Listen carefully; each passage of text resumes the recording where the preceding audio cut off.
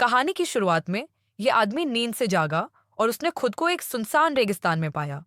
आदमी हैरान रह गया जब उसने देखा कि कुछ ही दूरी पर एक रोलर कोस्टर से एक प्रकाश की किरण चमक रही थी।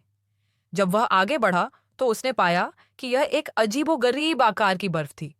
आदमी ने अपने हाथ से बर्फ की सतह को खरोंचा और जब उसने अंदर देखा तो उसने पाया कि अंदर बहुत सारे रहस्य भरे हुए थे। आदमी ने अंदर देखना जारी रखा और फिर एक अजीब दृश्य हुआ। उसने देखा कि एक अंडे से एक अजीब सा जानवर बाहर निकल रहा है और धीरे धीरे सभी अंडों से हरे जानवर बाहर निकलने लगे। वे उछल कूद कर रहे थे और लगातार गा रहे थे।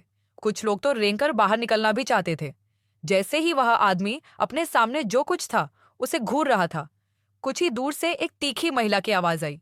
आदमी ने ऊपर देखा और पाया कि अजीब दिखने वाले राक्षसों का एक समूह उसकी ओर भाग रहा है। आदमी को लगा कि कुछ गड़बड़ है और वह वहां से जाने के लिए मुड़ा।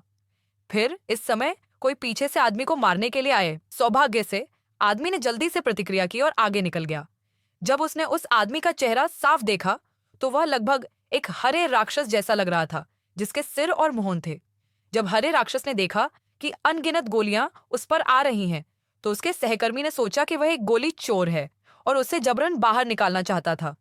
राक्षस अपने सहकर्मी को रोकने के लिए तेजी से आगे बढ़ा ताकि वह केवल एक चट्टान के पीछे छिप सके। आइए हम भी यही करें, भले ही इससे आपको दुख हो। आदमी चट्टान के पीछे बैठ गया और हमला करना शुरू कर दिया। उसने पाया कि दूसरे हरे राक्षस आज्ञाकारी ढंग से नहीं गए, बल्कि पीछे की ओर चले गए और आदमी को घेर लिया।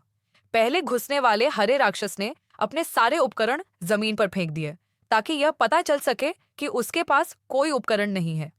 जब उस व्यक्ति ने देखा कि दूसरे पक्ष का कोई बुरा इरादा नहीं है, तो उसने खुद को संभाला। वह पीछे से बाहर आया और आत्मसमर्पण करने का नाटक किया। फिर उन दोनों ने संक्षेप में अपना परिचय दिया। जब दूसरे पक्ष ने उसे बार बार फुकिनिया कहते हुए सुना, तो उस आदमी ने जल्दी से समझाया, वर्जीनिया से जॉन कार्टर। इस समय हरे राक्षस ने एक अजीब अनुरोध किया। आदमी ने आज्ञा मानने की इच्छा व्यक्त की और फिर अवसर का लाभ उठाते हुए ऊपर कूदा, हरे राक्षस के पास गया और अपना हथियार गिरा दिया। हथियार उठाया और वापस लड़ने के लिए तैयार हो गया। फिर उसने आखिरकार एक ऐसा हथियार चुना जो उसके अनुकूल था और दुश्मन पर हमला करने के लिए तैयार हो गया। उस आदमी को पकड़ लिया गया और जैसे ही हरा राक्षस उस आदमी के घाव को ठीक कर रहा था, उसके आदमी रिपोर्ट करने आ गए। भाषण टीम के प्रमुख के पास मामले को निपटाने का आदेश देने के अलावा कोई विकल्प नहीं था। आदमी और उसके नवजात हरे बच्चे को हरे राक्षस के शिविर में वापस ले जाया गया।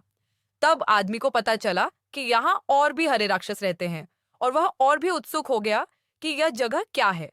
तभी महिलाओं का एक समूह टीम का अभिवादन करने के लिए बाहर आया।